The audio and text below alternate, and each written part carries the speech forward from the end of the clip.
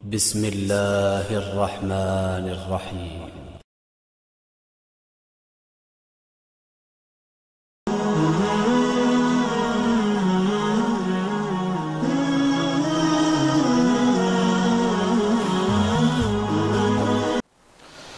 الحمد لله رب العالمين. إن الحمد لله نحمده ونستعينه ونستغفره ونؤمن به ونتوكل عليه ونعوذ بالله من شرور أنفسنا ومن سيئات أعمالنا. من يهده الله فلا مضل له ومن يضلله فلا هادي له، وأشهد أن لا إله إلا الله وحده لا شريك له، وأشهد أن محمدا صلى الله عليه وسلم عبده ورسوله أرسله بالحق بشيرا ونذيرا. اللهم صل وسلم وبارك على عبدك ورسولك نبينا محمد وعلى آله وأصحابه أجمعين. أما بعد، فإن خير الحديث كتاب الله، وخير الهدي هدي محمد صلى الله عليه وسلم، وشر الأمور محدثاتها، وكل محدثة بدعة، وكل بدعة ضلالة، وكل ضلالة في النار. ثم أما بعد، فأعوذ بالله من الشيطان الرجيم. بسم الله الرحمن الرحيم. يا أيها الذين آمنوا اتقوا الله حق تقاته ولا تموتن إلا وأنتم مسلمون.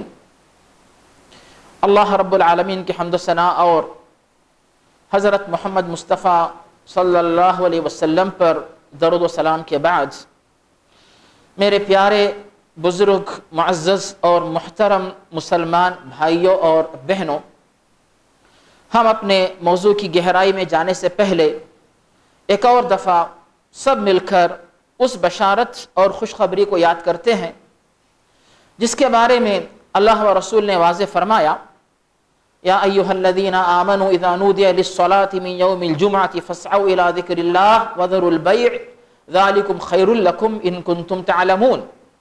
سورہ جمعہ دوسرا رکوع آخری آیات میں یہ بتایا گیا کہ جیسے ہی اذان کی آواز آتی ہے جمعہ کے دن، جمعہ کی نماز کے لیے، دنیا کی ساری مصروفیات چھوڑ کر، قربان کر کے اللہ کے حکم کے مطابق اللہ کے ذکر کی طرف دوڑے دوڑے آؤ. اور اس کے بعد دوسرے نمبر پر صحیح بخاری اور صحیح مسلم میں سیدنا ابو ہریرہ رضی اللہ تعالیٰ عنہ سے حضرت محمد مصطفیٰ صلی اللہ علیہ وسلم جو ارشادات ہمارے سامنے پیش فرماتے ہیں کہ جب کوئی بھی مسلم جمعہ کے دن جمعہ کی تیاری کرتا ہے، نہاتا ہے، وضو کرتا ہے، صاف کپڑے پہنتا ہے، خوشبو لگاتا ہے، خطبے کا آغاز ہونے سے پہلے مسجد میں حاضر ہوتا ہے، اور اس کے بعد جتنی توفیق ہو اتنی نمازیں ادا کرتا ہے. اس کے علاوہ جیسے ہی خطیب کے خطبے کا آغاز ہوتا ہے، خطبہ غور سے سنتا ہے اور کوئی بھی غیر ضروری حرکت نہیں کرتا، اور خطبہ مکمل ہوتا ہے، امام یا خطیب کے پیچھے نماز جمعہ ادا کرتا ہے. ایسے تمام مسلمان مرد و خواتین کے لیے پیارے نبی کی طرف سے یہ بشارت بتا دی گئی کہ اس کے گزشتہ 7 دن، یہ جمعہ جو اب گزر رہا ہے اور گزشتہ ایک جمعہ، درمیان میں 7 دن، اس سے پہلے 3 دن، تو ہر جمعے کے بدلے 10 دن کے گناہوں کی مغفرت اور بخشش ہو جاتی ہے. اس موقع پر ہم اس بارے میں بھی غور کر اختصار کے ساتھ غیر مناسب حرکت، اس کے بارے میں علماء کی تحقیق یہ ہے، غیر مناسب حرکت سے مراد نہ کوئی دینی بات کرے نہ دنیا کی بات. دینی بات سے مراد، یا پہلے ہم دنیا کی مثال لیتے ہیں، خطبے کے لیے بیٹھے ہوئے ہیں، بھائی کیسے ہیں، طبیعت تو ٹھیک ہے، بال بچے خیریت سے ہیں، دھندا کیسے چل رہا ہے، خطبے کا ثواب ختم ہو جاتا ہے. دوسرے نمبر پر دین کی بات، مثال کے طور پہ بھائی نیند آ رہی ہے کیا، ذرا ہٹ کے بیٹھو، آپ کیا رات میں جاگے تھے کیا، خطبہ ہو رہا ہے، ختم، خطبے کا ثواب ختم ہو جاتا ہے. ایک ہوگی یہ پہلی بات کہ جب خطبہ آپ سنتے ہیں پوری توجہ سے سنیں، نہ کسی کے ساتھ دین کی بات کریں نہ دنیا کی بات. خطبے کے بعد، نماز کے بعد آپ دل کھول کے کسی سے بات کر سکتے ہیں. اور جب آپ اس جمعے کے خطبے کے لیے آئے ہیں، اس کی فضیلت جو ابھی آپ نے سنی، ایک اور فضیلت جو عمومی فضیلت کہلاتی ہے، اس کا ذکر بخاری اور ابو داود میں سیدنا ابو ہریرہ رضی اللہ عنہ سے حدیث مروی ہے. پیارے نبی فرماتے ہیں حدیث قدسی میں اللہ تعالیٰ کا ارشاد وارد ہے، کل عمل ابن آدم الحسنۃ بعشر امثالها الی 700 ضعف۔ کوئی بھی مسلم بندہ، مرد عورت، کوئی بھی نیکی کریں، اس کا ثواب ایک نیکی کا ایک کے برابر نہیں ہوتا۔ اللہ تعالیٰ کی رحمت، اس کا فضل، اس کا کرم اتنا عظیم ہے، کسی بھی نیکی کا ثواب صرف ایک نیکی کے برابر نہیں دیتا۔ اس کا ذکر سورہ انعام میں ہے، من جاء بالحسنۃ فلہ عشر امثالها۔ کوئی بھی مسلم اگر نیک کام کرتا ہے، اسے فلہ عشر امثالها، عشر لفظ آسان ہے، ہر نیکی کا بدلہ، اس کا ثواب، اس کا اجر، اس کا صلہ، معاوضہ 10 کے برابر ملتا ہے۔ اور بخاری کی حدیث میں جو بات ہمیں ملتی ہے، الی 700 ضعف، 700، عربی میں 7 کہتے 7 کو، 100 کہتے 100۔ تو کسی بھی نیکی کا ثواب جب شروع ہوتا ہے، ایک کا ثواب ایک کے برابر نہیں، بلکہ ایک کا ثواب 10 کے برابر، اور آگے بڑھتے ہوئے جاتا ہے 700 درجات تک۔ یعنی ہم میں اور آپ میں ماشاءاللہ ایسے بھی نیک بندے حاضر ہیں جن کا ثواب شروع ہوتا ہے کہاں سے؟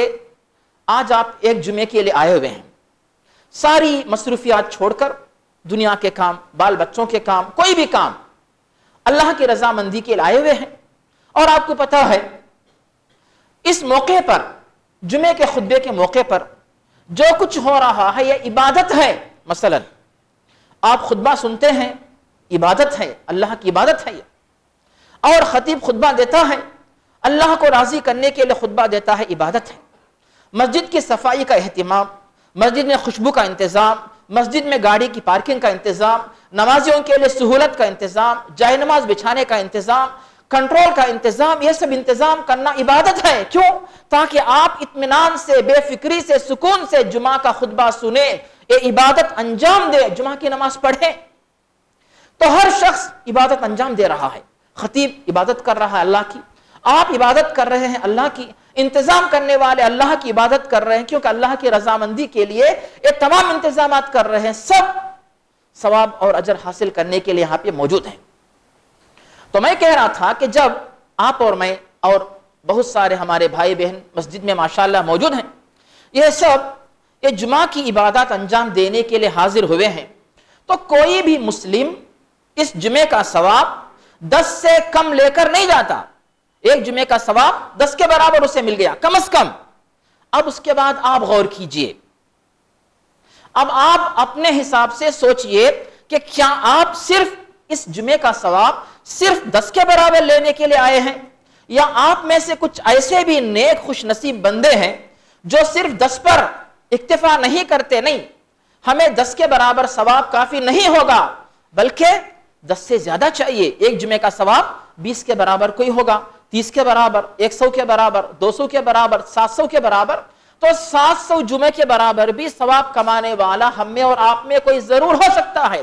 بلکہ جو لوگ مسجد کی انتظامیہ کے سلسلے میں محنت کرتے ہیں، آپ کا ثواب آپ کو تو مل رہا ہے، کوئی اس میں کمی نہیں ہوتی، لیکن جو انتظام کرنے والے ہیں، جنہوں نے آپ تمام مصلیوں کے لیے انتظام کیا، ان کو کتنا ثواب ملے گا؟ غور کیجیے آپ، جتنے مصلی یہاں پہ جمعہ کی نماز پڑھ رہے ہیں، ان تمام کا ثواب ان کو ملنے کے باوجود جو لوگ انتظام کر رہے ہیں وہ لوگ بھی برابر ان تمام مصلیوں کے ثواب کے برابر ان کے ثواب میں اضافہ ہو رہا ہے۔ تو یہ سب اللہ کا فضل ہے، اللہ کے فضل میں کوئی کمی نہیں۔ وَلِلَّهِ خَزَائِنُ السَّمَاوَاتِ وَالْأَرْضِ، سورہ منافقین کی آیت ہے۔ اور اسی طرح اللہ تعالیٰ کے خزانے، جب سے اللہ تعالیٰ نے ساری مخلوقات کو پیدا کیا اور زمین میں ساری مخلوقات کے درمیان اللہ تعالیٰ اپنے خزانے تقسیم کر رہا ہے، لیکن اس کے باوجود اللہ تعالیٰ کے خزانوں میں کمی کتنی آئی ہے؟ آج تک اللہ تعالیٰ نے لوگوں کو روزی دی، کھانا دیا، پانی دیا، ہوا سے نوازا، گیس سے نوازا، پیٹرول سے نوازا، سونے چاندی ہیرے جواہرات ہر قسم کی نعمتوں سے نوازا، تو اللہ کی نعمتوں میں کمی کتنی آئی ہوگی بتائیے آپ؟ پیارے نبی مثال دے کے فرماتے ہیں جیسا کہ کسی سمندر میں آپ انگلی ڈالو، ناخن کے برابر جتنا پانی آتا ہے اس سے بھی زیادہ، اس سے بھی کم اللہ تعالیٰ کے خزانوں میں کمی آئی ہوگی، یعنی اللہ تعالیٰ کے پاس اس کے فضل و کرم میں کوئی کمی نہیں آئی، نہ کمی آئے گی۔ اب ہم یہ بشارتیں آپ کو سنانے کے بعد جو جمعہ کی عبادت سے تعلق رکھتی ہیں، اپنے موضوع کی طرف آتے ہیں۔ موضوع بہت آسان ہے، پرانی باتیں ہیں، لیکن وَذَكِّرْ فَإِنَّ الذِّكْرَىٰ تَنفَعُ الْمُؤْمِنِينَ سورہ زاریات میں اللہ تعالیٰ نے بتایا آخر رکوع کے اندر کہ نصیحت مسلسل کی جائے تو کیا ہوگا، اس کی وجہ سے نصیحت بار بار کی جاتی ہے، انسان کے دل پہ اس کا اثر ہوتا ہے۔ تو آپ بھی یہاں پر اسی مقصد کے لیے آئے ہوئے ہیں، ہم خطبہ سنیں گے ثواب ملے گا، معلومات حاصل کر لیں گے ثواب حاصل ہوگا، اپنی اصلاح کریں گے ثواب حاصل ہوگا، کسی کی اصلاح کریں گے ثواب حاصل ہوگا۔ تو اتنا جو وقت آپ کا گزر رہا ہے رحمت کے فرشتوں کے درمیان، ان فرشتوں کی دعائیں لیتے ہوئے، اللہ کی رحمت آپ کے اوپر نازل ہوتے ہوئے، اس بابرکت مقام پر آپ جو یہاں پر بابرکت وقت پہ یہاں پر حاضر ہوئے ہیں، یہ سب اللہ رب العالمین کی طرف سے خیر و برکت حاصل کرنے کے لیے۔ اور جب آپ سنتے ہیں یہ برکت کا لفظ، یہ برکت کا لفظ کیا ہے؟ برکت کا لفظ ایسا ہوتا ہے کہ آپ کے اوپر اللہ کی طرف سے انعامات و اکرامات کی بارش ہو رہی ہے، یعنی اس کے بدلے اس برکت کا انجام و نتیجہ کیا ہوتا ہے؟ ہمارے آپ کے گناہ معاف ہوتے ہیں، نیکیوں کی توفیق ہوتی ہے، درجات میں بلندی ہوتی ہے، برائی سے گناہ سے نفرت حاصل ہوتی ہے، انسان کے دل میں اللہ کی محبت آ جاتی ہے، نبی کی محبت آ جاتی ہے۔ تو یہ اللہ تعالیٰ کی طرف سے اسی کو برکت کہا جاتا ہے۔ اب ہم اس کے بعد یہ جو دنیا و آخرت کی برکتیں، دنیا میں خیر و برکت، آخرت میں جنت کی نعمت، یہ سب برکتیں ہیں۔ ان برکتوں کی بشارت کے بعد ہم آگے بڑھتے اپنے موضوع کی طرف۔ ایک مختصر سی حدیث ہے، اور جب حدیث کا لفظ آتا ہے ذرا غور کیجئے۔ اللہ تعالیٰ نے قرآن مجید کو بھی حدیث کے لفظ سے یاد کیا۔ اللہ نزل احسن الحدیث، اللہ تعالیٰ نے سب سے بہترین حدیث نازل کی۔ اسی لیے بعض جو منکر حدیث جو ہے نا، اپنے آپ کہتے ہیں اہل قرآن، حقیقت میں منکر قرآن منکر حدیث ہے۔ قرآن کا انکار کرنے کے لیے انکار حدیث کا ایک بہانہ ہے، ورنہ ان کے دلوں میں یہ چور، یہ شیطان آتا ہی نہیں۔ اللہ نزل احسن الحدیث، اللہ تعالیٰ نے بہترین حدیث نازل کی۔ قرآن مجید کو اللہ تعالیٰ نے حدیث فرمایا، اور اس کے بعد پیارے نبی کی زبان سے جو بھی تعلیمات نکلتی ہیں ان سب کے بارے میں اللہ تعالیٰ نے سورۃ النجم میں فرمایا، وَالنَّجْمِ إِذَا هَوَى مَا ضَلَّ صَاحِبُكُمْ وَمَا غَوَى وَمَا يَنْطِقُ عَنِ الْهَوَىٰ إِنْ هُوَ إِلَّا وَحْيٌ يُوحَىٰ۔ پیارے نبی کی زبان سے جو کچھ نکلتا ہے وحی یوحا، وہ کیا ہے؟ اللہ کی طرف سے جبریل علیہ السلام وحی لے کر آتے ہیں، تب پیارے نبی امت کے سامنے باتیں پیش فرماتے ہیں۔ اور اس کے بعد جب حدیث کا لفظ آتا ہے، ہر بندہ حدیث بیان کرتا ہے، لیکن کوئی بھی بندہ اگر آپ کے سامنے قرآنی آیت پیش کرے، آپ یہ سمجھ لیں 100% صحیح ہے، قرآن پہ ہمارا ایمان ہے۔ اور اگر کوئی بندہ کہتا ہے کہ حدیث بخاری میں ہے، 100% صحیح۔ اگر آپ کو شک ہے کھول کے دیکھ لیجئے بخاری میں ہے کہ نہیں۔ دوسرے نمبر پر کوئی بندہ کہتا ہے کہ حدیث صحیح مسلم میں ہے، آپ اس کی تصدیق کر سکتے ہیں۔ ان کے بعد جو کتابیں ہیں ان کے بارے میں تحقیق کی ضرورت رہتی ہے۔ تو آج ہم اس کی تفصیل میں جانے کے بجائے کسی اور موقع پر آپ کی مسجد میں یا یہاں پر آنے والے خطبہ حضرات آپ کو سمجھائیں گے۔ تو ہم آج جس موضوع پہ بات کرنا چاہتے ہیں، آپ کے ساتھ مل کر جس موضوع کے بارے میں اپنی معلومات کو تازہ کرنا چاہتے ہیں، وہ ہے بخاری اور ابن ماجہ میں حدیث ہے حضرت عائشہ صدیقہ رضی اللہ تعالیٰ عنہ سے۔ اس حدیث میں پیارے نبی واضح فرماتے ہیں، بالکل مختصر حدیث ہے، من احب لقاء اللہ احب اللہ لقاءہ ومن کرہ لقاء اللہ کرہ اللہ لقاءہ۔ اس حدیث کا ترجمہ ایسا ہے کہ اگر کوئی بندہ اللہ تعالیٰ سے ملاقات کرنا چاہتا ہے، اللہ تعالیٰ بھی اس سے ملاقات کرنے کو پسند کرتا ہے، اور اگر کوئی بندہ اللہ تعالیٰ سے ملاقات کرنے کو ناپسند کرتا ہے، اللہ تعالیٰ بھی اس بندے سے ملاقات کرنے کو ناپسند کرتا ہے۔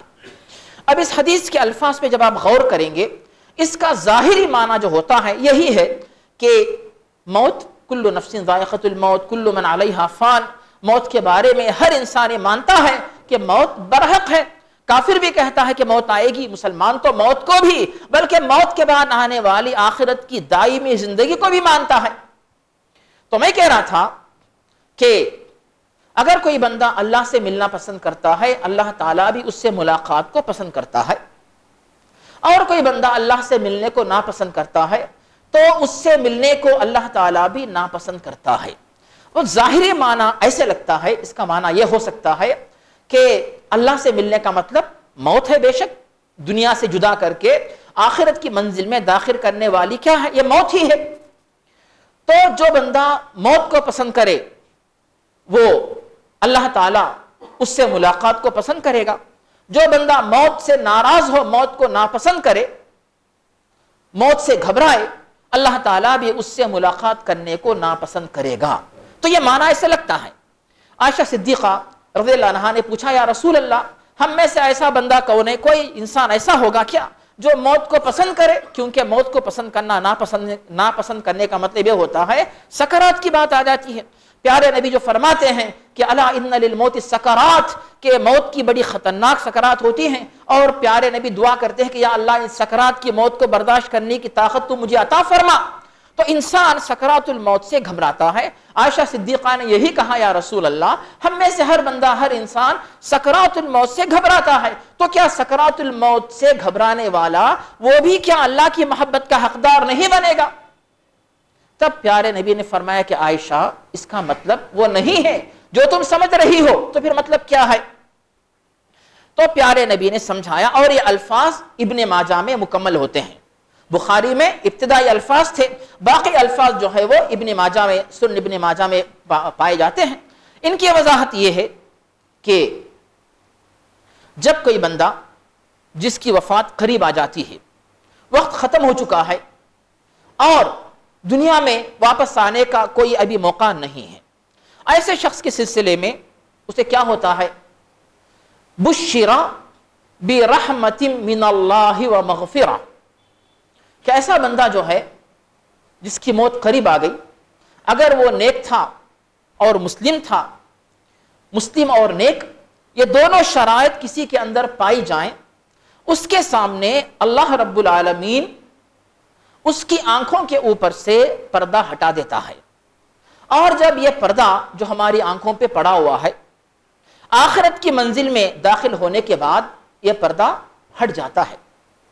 اسی لیے آپ دیکھیں گے اور غور کیجئے، پیارے نبی جو فرماتے ہیں کہ جب آپ آیت الکرسی پڑھ کے سوتے ہیں، آپ کے پاس فرشتہ محافظ بن کے آتا ہے، آپ کو نظر نہیں آتا، کرامن کاتبین آپ کے دونوں کندھوں پر بیٹھے ہوئے ہیں، آپ کو نظر نہیں آتے، اور جمعہ کی نماز کے موقع پر آپ کے لیے جمعہ کا ثواب لکھنے کے لیے خصوصی رحمت کے فرشتے جمعہ کے دن نازل ہوتے ہیں، جو آپ کے ساتھ ابھی بھی آپ کے اطراف ہیں، آپ کی مسجد میں ماشاءاللہ موجود ہیں، وہ نظر نہیں آتے۔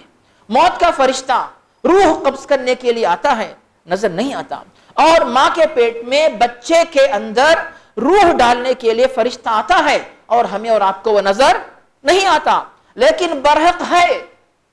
تو بات یہ ہے کہ جب انسان کا آخری وقت آتا ہے، انسان اگر مومن ہے، نیک ہے، اس کے سامنے جب یہ بندہ اس غم میں مبتلا رہتا ہے کہ اب مجھے دنیا کو چھوڑنا ہے، دنیا کو چھوڑنے کا مطلب دنیا کا گھر بار، بیوی بچے، ماں باپ، بھائی بہن، نوکری ملازمت، گاڑی، پیسے، رقم، سونا چاندی، جائیداد، سب۔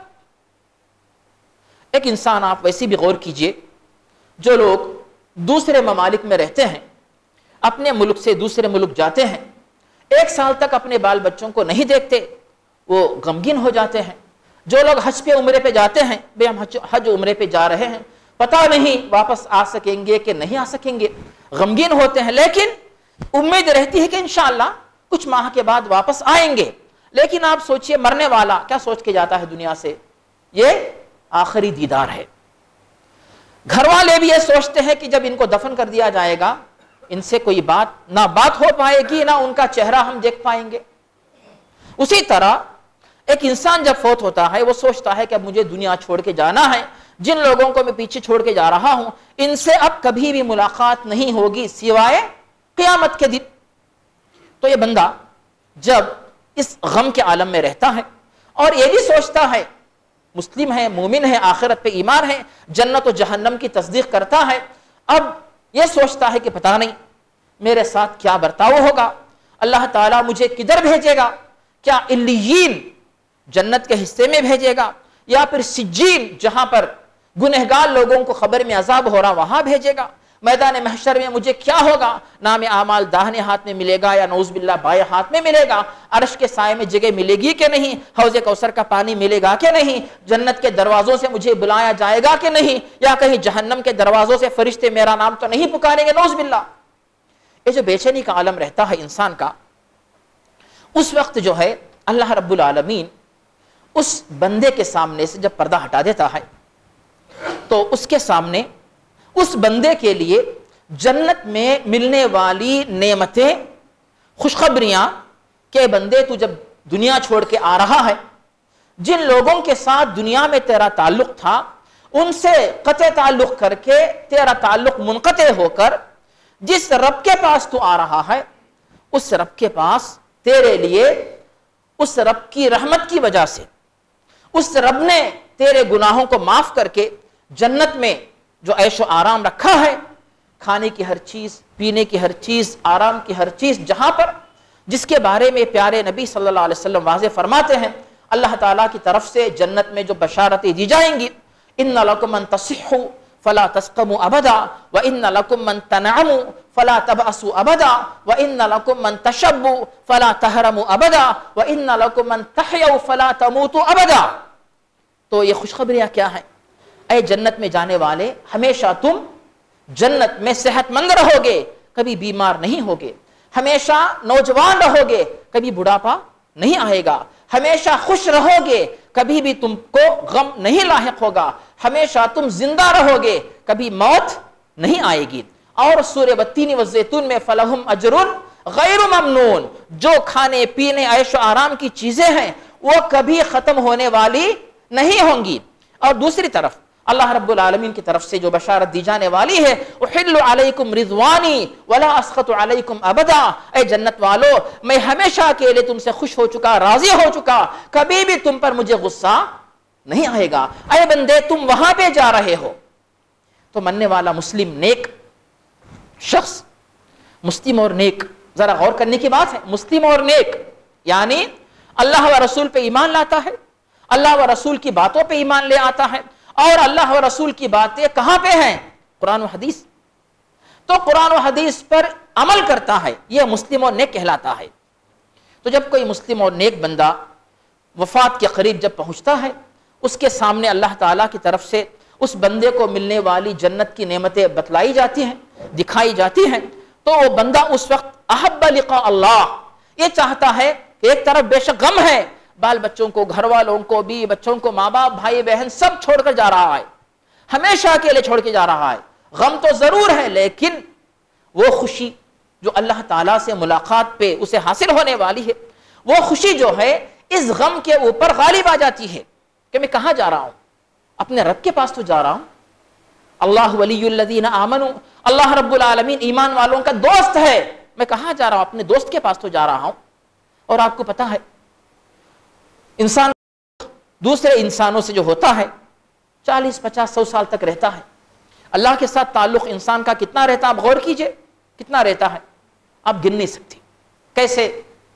اللہ رب العالمین نے روحوں کی شکل میں ہمیں اور آپ کو جب پیدا کر کے رکھا، کتنے ہزار سال جب سے بھی ہمارا آپ کا تعلق اللہ کے ساتھ ہے، اور اس کے بعد ماں کے پیٹ میں 9 مہینے تھے تب بھی اللہ کے ساتھ ہمارا تعلق، اور زمین پر آئے دنیا کی زندگی میں تب بھی ہمارا آپ کا تعلق اللہ کے ساتھ برقرار رہا، اور دنیا چھوڑ کے قبر کی زندگی میں جاتے ہیں تب بھی اللہ کا اور ہمارا تعلق برقرار رہتا ہے، میدان محشر میں اللہ کا ہمارا تعلق برقرار رہتا ہے، جنت میں انشاءاللہ جائیں، جہنم سے بچائیں، اللہ سے دعا کریں انشاءاللہ، جنت میں جب جائیں تب اللہ کے ساتھ ہمارا تعلق۔ تو یہ جو کروڑہ سال ہیں، کروڑہ سال، اتنے سالوں سے ہمارا اور اللہ کا تعلق جڑا ہوا ہے۔ یہ ماں باپ جو ہمارے لیے دنیا میں دیے گئے ان کے ساتھ بے شک تعلق تو ہے، لیکن کتنے سال؟ زیادہ سے زیادہ 50 100 60 سال، آپ اندازہ لگائیے۔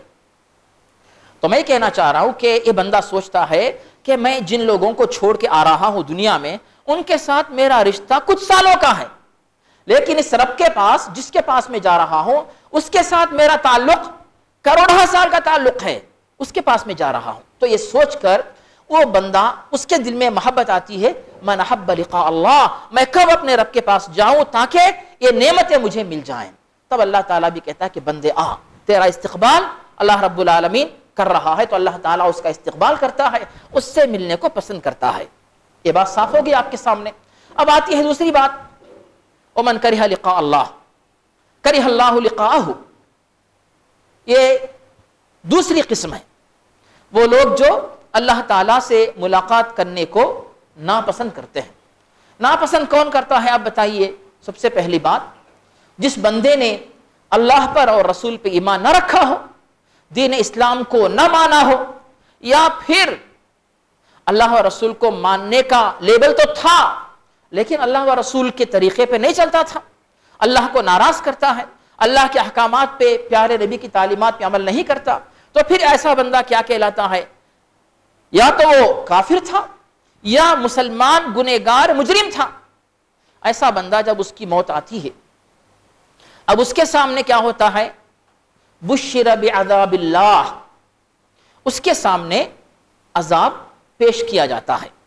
یعنی جب یہ بندہ دنیا میں ایک طرف تو بال بچوں کو، گھر کو، پیسہ، مال، دولت سب چھوڑ کے جا رہا ہے، یہ غم تو اس کو ہو رہا ہے، اور اس کے بعد جب اللہ تعالیٰ کی طرف سے اس کے سامنے آخرت کا منظر بتایا جاتا ہے کہ اب تو کہاں جائے گا؟ دنیا میں تو کفر پہ تھا، شرک پہ تھا، گمراہی پہ تھا، گناہوں پہ تھا۔ اب گناہ ذرا غور کرنے کی ضرورت ہے۔ گناہ جو ہے وہ کئی قسم کے ہوتے ہیں۔ ایک گناہ وہ ہے جس کی کبھی معافی نہیں ہے۔ وہ گناہ کیا ہے؟ شرک و کفر ہے کہ انسان مسلم بنا ہی نہیں، وہ گناہ تو کبھی معاف ہونے کا سوال ہی نہیں۔ ان اللہ لا یغفر ان یشرک بہ ویغفر ما دون ذلک لمن یشاء۔ تو شرک و کفر، کوئی بندہ مسلم ہے نہیں، اس کے لیے جنت میں داخلہ حرام ہے، اس کے لیے دائمی جہنم ہے۔ اب یہ گناہ ایک ہو گیا، اور دوسرا گناہ کون سا ہوتا ہے؟ وہ گناہ ہے جو ایک بندہ مسلم ہو کر بھی گناہ کرتا ہے۔ مثال کے طور پہ کلمہ پڑھتا ہے، اللہ و رسول پر ایمان اس کے دل میں ہے یا زبان سے ادا کرتا ہے، لیکن نماز نہیں پڑھتا، رمضان کی پرواہ نہیں، زکوٰۃ نہیں دیتا، حج فرض ہو گیا حج ادا نہیں کرتا، یا پھر زناکاری، بدکاری، چوری وغیرہ گناہ کے کام کرتا ہے، شراب پیتا ہے مثلا۔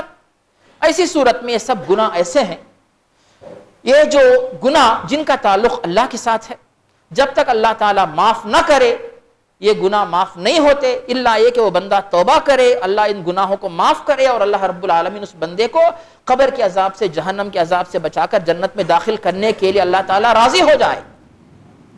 ایک تیسرا گناہ وہ ہوتا ہے جو عام طور پہ لوگ اس پر توجہ نہیں دیتے، مگر یہ بھی بڑا خطرناک گناہ ہے۔ اس کا تعلق ہے حقوق العباد سے۔ اگر کسی نے کسی دوسرے بندے پر ناحق ظلم کیا، ظلم کی کئی قسمیں ہیں۔ ایک قسم ہے کسی کی غیبت کرنا، کسی پر جھوٹا الزام لگانا، کسی کو ناحق بدنام کرنا، کسی کا مال ناجائز طریقے سے کھا جانا، کسی سے چوری کر لینا مثال کے طور پہ، اور اسی طرح کسی کو قتل کرنا، کسی کو مارنا، کسی کو گالی دینا۔ یہ بہت سارے گناہ ایسے ہیں جن کا تعلق جو ہے حقوق العباد سے ہے۔ یہ گناہ اسی وقت اللہ رب العالمین انسان کے لیے معاف کرے گا جب کہ وہ مظلوم اس کو معاف کر دے۔ مثلا ایک ظالم نے کسی پہ ظلم کیا، جس پر ظلم ہوا مظلوم ہو گیا، مظلوم جب تک اس ظالم کو معاف نہیں کرے گا اللہ تعالیٰ اس ظالم کو اگر وہ مسلمان ہو پھر بھی جنت میں داخل نہیں کرے گا، الا یہ کہ یہ مظلوم معاف کریں۔ اگر مظلوم معاف نہیں کرتا اس کا حل کیا ہے؟ الیس اللہ باحکم الحاکمین، اللہ تعالیٰ سے بڑھ کر انصاف کرنے والا اور کون ہو سکتا ہے؟ تو اللہ رب العالمین انصاف اس طرح کرے گا قیامت کے دن کہ قیامت کے دن اگر مظلوم نے ظالم کو معاف نہیں کیا تو ظالم کی نیکیاں اٹھا کر مظلوم کو دے دی جائیں گی، اور مظلوم کے گناہ اٹھا کر ظالم پہ ڈالے جائیں گے، اور جو ظالم اپنے آپ کو نیک سمجھ رہا تھا وہ محروم ہوگا، اور جو مظلوم ہے وہ نیکیوں میں کمی تھی، گناہوں میں اس کے پاس گناہ زیادہ تھے، لیکن اس ظالم کے ظلم کے نتیجے میں وہ بندہ فائدے میں رہے گا، اور ظالم جو ہے بدقسمت محروم ہو کر جہنم میں پھینک دیا جائے گا۔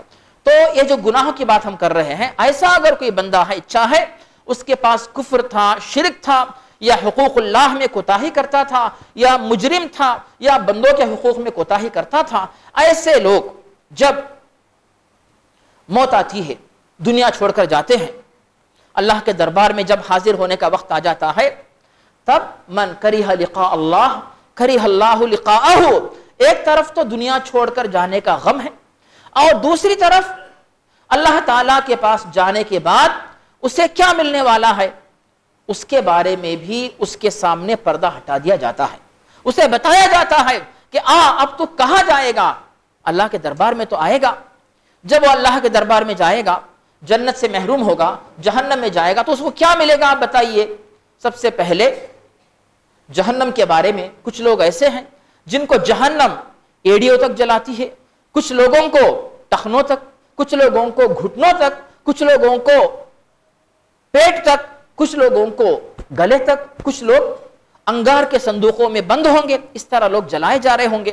اور دوسرے نمبر پر جب یہ لوگ کھانا مانگیں گے جہنم میں بھوک کی وجہ سے، ان شجرۃ الزقوم طعام الاثیم کالمہل یغلی فی البطون کغلی الحمیم، کہ کانٹے دار انگار کے پھل ان کو دیے جائیں گے جو حلق میں جا کے پھنس جائیں گے، نہ وہ باہر آئیں گے نہ وہ اندر جائیں گے۔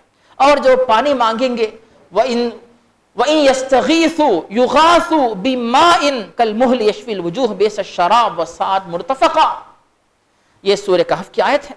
سورہ محمد میں ہے وَسُقُوا مَاءً حَمِيمًا فَقَطَّعَ أَمْعَاءَهُمْ، ایسا پانی ان کو ملے گا جب چہرے کے پاس لائیں گے چہرے کا گوشت کٹ کے پانی میں گرے گا، اور جب وہ پانی پیٹ میں ڈالیں گے آنتیں کٹ کر نیچے سے نکلتی رہیں گی، اور کہیں ابلیس نظر آتا ہوگا تو کبھی ابو جہل کہیں ابو لہب، تو اس طرح کے کافر دشمنان وہاں نظر آئیں گے جہنم کی آگ میں۔ تو یہ بندہ یہ سوچے گا کہ مجھے اللہ کے پاس جانا نہیں ہے، کیوں؟ دنیا چھوڑ کے جانے کا غم تو ہے لیکن وہاں پہ بربادی تباہی انتظار کر رہی ہے۔ تو اللہ تعالیٰ بھی ایسے بندے کو اپنے پاس بلانے سے نفرت کرتا ہے، ناراض ہوتا ہے، لیکن اس بندے کو آخرت میں اور جہنم میں جانے سے بچانے والا کوئی نہیں ہوتا۔ تو معزز اور محترم اور پیارے اور بزرگ مسلمان بھائیوں اور بہنوں، آپ کے سامنے بات آ گئی، دو قسم کے لوگ آپ کے سامنے اب آ گئے۔ اب کوئی بھی سمجھدار بندہ کیا سوچتا ہے؟ بھئی ہمارا ان باتوں پہ، اللہ و رسول کی باتوں پہ ایمان ہے، آخرت پہ ایمان ہے، تو ہمیں کیا کرنا چاہیے؟ سمجھدار بندہ کیا کرتا ہے؟ آپ کسی بچے کے سامنے دو پلیٹ رکھیے، ایک پلیٹ میں جو ہے کھانے کی چیز رکھیں اور ایک پلیٹ میں جو ہے آپ کوئی سانپ بچھو کا بچہ ڈال دیجئے۔ بیٹے ان دونوں میں سے آپ کس کو کھاؤ گے؟ مٹھائی کھاؤ گے یا بچھو کے بچے کو منہ میں ڈالو گے؟ بچہ کیا کہے گا؟ اس کو پتا ہے کہ بچھو کاٹے گا انسان مر سکتا ہے، تڑپ سکتا ہے۔ سمجھدار انسان اس کے سامنے بات موجود ہے کہ میں اگر اس فائدے کے راستے کو اپناؤں گا میرا فائدہ ہے، نقصان کی طرف جاؤں گا تو یہ تباہی کا سبب بن سکتا ہے۔ آپ کے سامنے فائدے اور نقصان کی چیزیں بتا دی گئی، آپ خود فیصلہ کریں کہ اللہ و رسول کو راضی کرنے والے کام کون سے ہوتے ہیں، ان کو اپنائیں، اور ناراض کرنے والے کام کون سے ہیں ان سے اپنے آپ کو بچائیں۔ اور آپ کو پتا ہوگا جب ہم اور آپ اللہ و رسول کے صحیح طریقے پہ چلتے ہیں، ایسے لوگوں کے لیے جو بشارت دی گئی ہے وجوہ یومئذ مسفرہ ضاحکۃ مستبشرہ، اور اسی طرح وجوہ یومئذ ناظرہ الی ربہا ناظرہ۔ سورہ عبس وتولی اور سورہ قیامہ میں جو آیات بتائی گئی، جو آیات موجود ہیں، ان کا ملخص یہ ہے کہ نیک اور پسندیدہ مسلمان مرد و خواتین، ان کے چہرے قیامت کے دن چمکتے ہوں گے، روشن ہوں گے، مسکراتے ہوں گے، ہنستے ہوں گے اور اللہ تعالیٰ سے ملاقات کریں گے، مسکراتے ہوئے جائیں گے۔ لیکن دوسری طرف وجوہ یومئذ علیہا غبرہ ترہقہا قطرہ، کچھ چہرے ایسے ہیں جو قیامت کے دن اللہ تعالیٰ کے دربار میں جب وہ پیش کیے جائیں گے تو ان کی حالت کیا ہوگی؟ ان کے چہروں پر تاریکی ہوگی، دھول ہوگی، غبار ہوگا۔ کیوں؟ اولئک ھم الکفرۃ الفجرہ، یا تو وہ کافر تھے یا فاجر گنہگار مجرم تھے۔ تو دھول کیوں ہوگی؟ کیونکہ فرشتے ان کو ذلیل کرنے کے لیے ان کے چہروں پر دھول ڈالیں گے، یا وہ خود پچھتاوے کے طور پہ کہ یا اللہ کم از کم دھول ڈال رہے ہیں تو معاف کر دے، اس لیے ڈالیں گے، یا لوگوں کے سامنے دنیا میں بھائی بہن عزت سے دیکھتے تھے، لوگ مسلمان ہماری عزت کرتے تھے، آخرت میں تو پوری عزت ختم ہو گئی، ذلت ہی ذلت ہے، اپنے چہرے چھپانے کے لیے چہروں پر غبار و مٹی ڈالیں گے۔ لیکن یہ غبار و مٹی ڈالنے کی وجہ سے جہنم سے اپنے آپ کو بچا تو نہیں سکتے. تو آخر ایک انسان فیصلہ کر سکتا ہے کہ میں اللہ کو راضی کر لوں تو مجھے کیا ملے گا، ناراض کروں تو کیا ملے گا. اگر کوئی بندہ یہ سوچے کہ چلو مجھے اللہ کو راضی کرنا نہیں ہے، میں منمانی کروں گا، ٹھیک ہے کام کرو. اگر تم کو اللہ کی بات ماننی نہیں ہے، یا معاشر الجن والانس ان استطعتم ان تنفذوا من اقطار السماوات والارض فانفذوا لا تنفذون الا بسلطان فبأي آلاء ربكما تكذبان.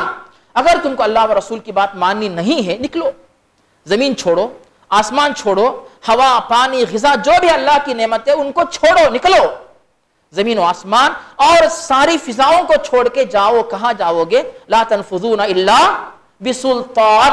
جہاں کہیں جاؤ گے وہاں پر کیا ہوگا؟ اللہ کی حکومت وہاں پہ چل رہی ہے، کہاں جاؤ گے؟ تو پھر اللہ کی بات مانو، اللہ کو راضی کر لو، اللہ کی طرف سے ملنے والی جنت حاصل کرو. اس کا راستہ کیا ہے؟ اطیعوا اللہ و اطیعوا الرسول. اللہ اور اللہ کے رسول کی بات مان لو، جنت کا راستہ کھلا ہے. تو وقت چونکہ تقریباً قریب الختم ہے، ان باتوں کے ساتھ ہم اس خطبے کو مکمل کریں گے انشاءاللہ. اور آئندہ کبھی موقع ملا مزید باتوں کے بارے میں، اچھی باتوں کی یاد، جو قرآن و حدیث کی باتیں ان کی یاد کو انشاءاللہ تازہ کریں گے. اور دوبارہ ہماری اور آپ کی ذمہ داری یہ ہے کہ جمعے کے خطبے میں جو باتیں آپ نے سنی ہیں ماشاءاللہ، بے شک وہ کچھ باتیں نئی ہو سکتی ہیں، کچھ باتیں پرانی، لیکن یاد دہانی ہو گئی، ان کی یاد تازہ ہو گئی. ان کو لے کر اٹھیں، ان پر عمل کرنے کا جذبہ لے کر، اور ان کو دنیا میں دوسرے افراد پر بھی ان باتوں کو پیش کر کے اجر و ثواب حاصل کرنے کا جذبہ لے کر یہاں سے جائیں. ان باتوں کے ساتھ اپنے خطبے کو مکمل کرتا ہوں، اور اللہ رب العالمین کے دربار میں دعا ہے کہ اللہ تعالی ہمارے اور آپ کے گناہوں کو معاف فرمائے، ہماری اور آپ کی نیکیاں قبول فرمائے، اور ہمارے اور آپ کے گھروں اور گھرانوں میں جو بھی مریض ہیں، بیمار ہیں، ان سب کو اللہ تعالیٰ شفا یابی نصیب فرمائے. اور ہمارے اور آپ کے گھروں اور گھرانوں میں جو بھی فوت ہوئے ہیں مرد و خواتین، ان سب کی اللہ تعالیٰ مغفرت فرمائے، معاف فرمائے، ان پر اپنی رحمت نازل فرمائے. اور اللہ رب العالمین دین اسلام کو سر بلندی نصیب فرمائے. اور اللہ رب العالمین مسلمان مرد و خواتین کی جانوں کی، مالوں کی، خونوں کی، عزتوں کی، آبروں کی، مساجد کی، مدارس کی حفاظت فرمائے. آمین. اقول قولی هذا واستغفر الله العظيم لي ولكم ولسائر المسلمين من كل ذنب وخطيئة فاستغفروه انه هو الغفور الرحيم. بسم الله الرحمن الرحيم.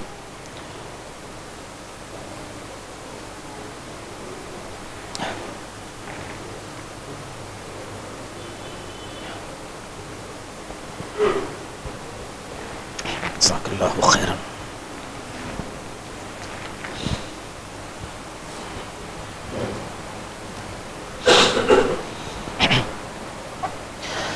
الحمد لله رب العالمين والصلاة والسلام على عبده ورسوله نبينا محمد وعلى آله وأصحابه أجمعين. أما بعد، فأعوذ بالله من الشيطان الرجيم. بسم الله الرحمن الرحيم. إن الله وملائكته يصلون على النبي يا أيها الذين آمنوا صلوا عليه وسلموا تسليما. اللهم صل وسلم وبارك على عبدك ورسولك نبينا محمد وعلى آله وأصحابه أجمعين.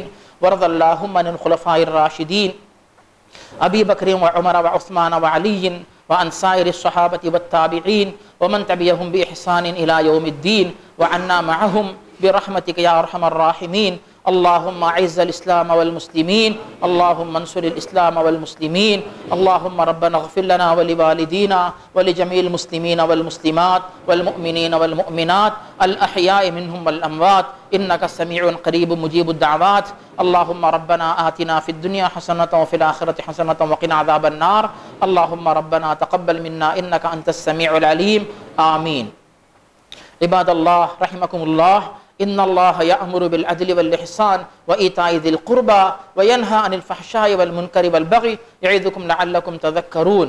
واذكروا الله العظيم الجليل يذكركم واشكروه على نعمه يزدكم ولذكر الله أكبر والله يعلم ما تصنعون. سبحان ربنا رب العزة عما يصفون وسلام على المرسلين والحمد لله رب العالمين. أقم الصلاة.